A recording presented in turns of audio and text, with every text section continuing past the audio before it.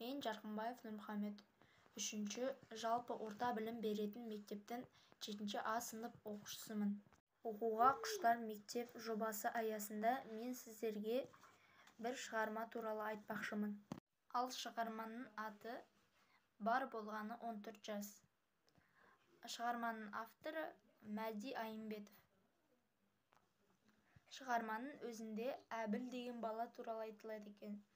Оның қарындасы Гүл, анасы әкесі және атасы Әділ болыпты. Бір күні атасы Әбілге бір күнделік береді екен.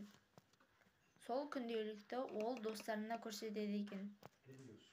Олар көрінбейтін әріптерді көреді екен. Сол көрінбейтін әріптерді дұрыстап қоюға тырысқаны арқылы олар автордың атын біле алады екен. Ал күнделіктің авторы Тұран Молдабаев болып екен. Алайда күнделіктің авторы ол болмайды екен. Мен балаларды осы кітапты оқуға шақырамын.